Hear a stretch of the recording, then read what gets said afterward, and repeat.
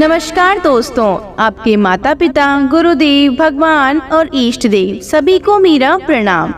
आज इस वीडियो में हम आपको ऋषि पंचमी के महत्व, इसकी पूजा विधि और व्रत की कथा बताएंगे।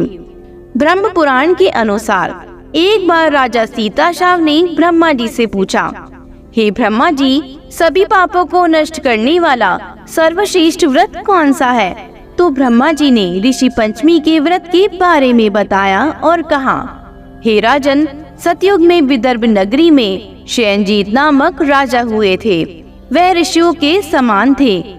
उन्हीं के राज में एक कृषक सुमित्र था। उसकी पत्नी जयश्री अत्यंत पतिव्रता थी। एक समय वर्षा ऋतु में जब उसकी पत्नी खेती के कामों में लगी हुई थी तो वह रजस्वला हो गई। उसको रजस्वला होने का पता लग गया, फिर भी वह घर के कामों में लगी रही। कुछ समय बाद वह दोनों स्त्री पुरुष अपनी अपनी आयु भोग कर मृत्यु को प्राप्त हुए। जयश्री तो कुतिया बनी और सुमित्र को रजस्वला स्त्री के संपर्क में आने के कारण बैल की योनि मिली। क्योंकि ऋतु दोष के अतिरिक्त इन दोनों का कोई अपराध नहीं था, इसी कारण इन दोनों को अपने पूर्व जन्म का समस्त विवरण याद रहा।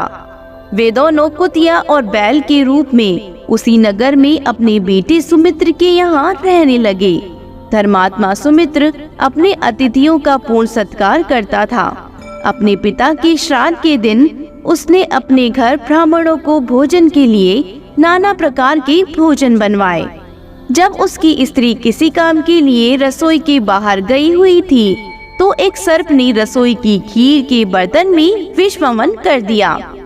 कुतिया के रूप में सुमित्र की माँ कुछ दूर से यह सब देख रही थी। पुत्र की बहू के आने पर उसने पुत्र को ब्रह्म हत्या के पाप से बचाने के लिए उस बर्तन में मुंह डाल दिया। सुमित्र की पत्नी चंद्रवती से कुतिया का यह कृत्य देखा नहीं गया और उसने चूल्हे में से जलती लकड़ी निकालकर कुतिया को मार लगाई। बेचारी कुतिया मार खाकर इधर उधर भागने लगी। चौके में जो झूठन आदि बची रहती थी वह सब सुमित्र की बहू उस कुतिया को डाल देती थी, लेकिन क्रोध के कारण उसने वह भी बाहर फेंकवा दी। सब खाने का सामान फेंकवा कर बर्तन साफ करके दोबारा खाना बनाकर ब्राह्मणों को खिलाया। रात्रि के समय भूख से व्याकुल होकर वह कुतिया बैल के रूप में रह रहे अपने पूर्व पति के पास आकर बोली, हे स्वामी, आज तो मैं भूख से मरी जा रही हूँ। वैसे तो मेरा पुत्र मुझे रोज खाने को देता था, लेकिन आज मुझे कुछ नहीं मिला। सांप के विष वाले खीर के बर्तन को अनेक ब्रह्म हत्याओं के भय से छूकर उसने न खाने योग्य कर दिया था। इसी कारण उसकी बहू ने मुझे मारा और खाने को कुछ भी नहीं दिया। तब वह बैल बोला, हे भद्रे, तेरे पापों के कारण तो मैं इस योनि में आ पड़ा हूँ और आज बोझा ढोते ढोते मेरी कमर टूट गई है। आज मैं भी खेत में दिन भर हल में जुता रहा।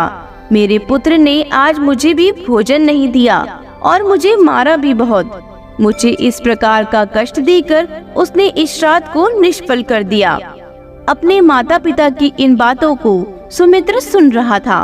उसने उसी समय दोनों को भरपेट भोजन कराया और फिर उनके दुख से दुखी होकर वन की ओर चला गया।